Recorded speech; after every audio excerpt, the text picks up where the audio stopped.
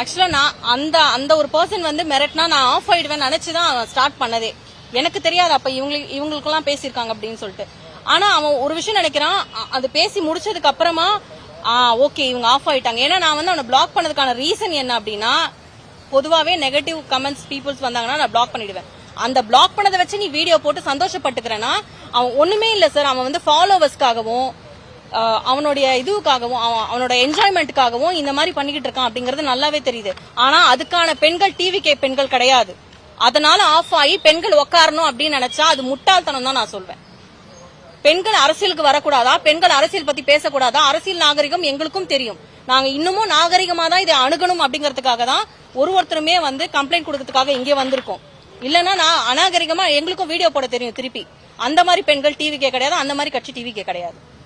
இல்ல சார், இந்த நாங்க வேற யாராச்சும் கூட இவங்க ஃப்ரெண்ட்ஸ் இருப்பாங்கல்ல சுத்தி இந்த ஜென்சி டீம், அவங்க வேற யாராச்சும் எங்க வீடியோவை பார்த்தா கூட கமெண்ட்ல என்ன வந்து போடுறாங்கன்னா, இந்த நபரை டேக் பண்ணி உங்களை லெஃப்ட் ஹேண்ட்ல ஹேண்டில் பண்றதுக்கு எங்க அண்ணன் போதும் அப்படின்னு சொல்லிட்டு இவர்கிட்ட எங்களை வந்து பண்றாங்களாம். இவர்கிட்ட இவர் வந்து எங்களை பாத்து பாராமா, இவர் சொன்னா வந்து நாங்க ஆஃப் ஆயிடுவோமாமா அப்படின்ட்டு ஜென்சி டிஎம்கேல இருக்கிறவங்க எங்க கமெண்ட் பாக்ஸ்ல வந்துட்டு இவரை டேக் பண்ணி உங்களை லெஃப்ட் ஹேண்ட்ல ஹேண்டில் பண்றதுக்கு எங்க அண்ணன் ஒருத்தர் போதும் அப்படின்றாங்க. அப்போ இவர் யாரு? ஒரு முதலமைச்சர் சார். முதலமைச்சரோட போட்டோ போட்டு முதலமைச்சருக்கு என்னவா இருக்கறன்னு என்ன கேக்குறான். முதலமைச்சருக்கு நீங்க என்னவா இருக்கேன்னு என்ன ஒரு லிஸ்ட் சொல்லி அந்த லிஸ்ட்ல நீ என்ன லிஸ்ட்ல இருக்கற அப்படின்ற மாதிரி இவங்க கேக்குறாங்க. வீடியோ காட்ற அந்த மாதிரி தான் என்ன கேக்குறான். அப்ப இவர் யாரு? இது வந்து கண்டிப்பா இதுல ஆக்ஷன் ஆக்சுவலா அந்த கட்சியில இவர வந்து மோசமா பேசுறதுக்காகவே வந்து வச்சிருக்காங்க. ஸ்டாலின் சார் கூட போட்டோ போட்டிருக்கான். அப்ப எந்த மாதிரி பேசணும்ன்ற ஒரு தகுதி இருக்கணும் இல்லையா? நம்ம யார் கூட போட்டோ போட்டிருக்கோன்னு இவங்க என்னதான் இருந்தாலும் இவர் எவ்வளவு பெரிய தலைவர், அவர் தலைவர் போட்டோ வச்சு இப்படி பேசலாமான்றதுதான் எங்க கேள்வி. பெண்கள் பாதுகாப்பு, சமூக நீதி இதெல்லாம் பேசிட்டு பெண்கள் பயங்கர பாதுகாப்பா இருந்தோம் சார். அதனாலதான் இப்ப கம்ப்ளைண்ட் கொடுக்க வந்திருக்கோம்.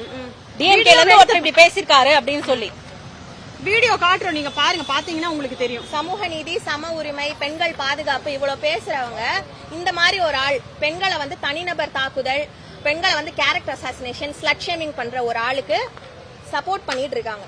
கூப்பிட்டு வச்சு கையெல்லாம் கொடுத்து கிஃப்ட் கொடுத்து அனுப்புறாங்க.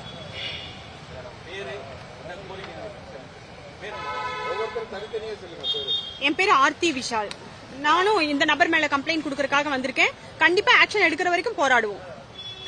என் பேரு ஆர்த்தி. நான் வந்து டிவிகேக்கு சப்போர்ட்டா சில மாதங்களா வந்து இன்ஸ்டாகிராம்ல வீடியோஸ் போட்டு வந்துட்டு இருக்கேன்.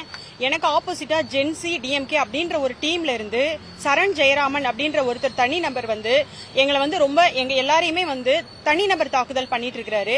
அவர் பேசக்கூடிய வார்த்தைகள் வந்து ரொம்ப அசிங்கமா இருக்குது. இன்னொன்னு உங்களை பார்த்தா நான் கண்டிப்பா அடிப்பேன்ற மாதிரி வீடியோஸ் போட்டுட்டு இருக்காரு. இது எங்களுக்கு ரொம்ப மன உளைச்சலாவும் இருக்கு. இன்னொன்னு பெண்களை வந்து இந்த வார்த்தை தான் பேசணும் பொதுவெளியில அப்படின்ற ஒரு வரமுறையே கிடையாது. என்ன வார்த்தை வேணா பேசலாம் அப்படின்ற மாதிரி அவர் பேசுறாரு. அதனால அவர் மேல வந்து தக்க நடவடிக்கை எடுக்கணும் அப்படின்னு சொல்லிட்டு நாங்க கம்ப்ளைண்ட் கொடுக்கறதுக்காக இங்க வந்திருக்கோம் சார். அவர் பேர் வந்து சரண் ஜெயராமன்.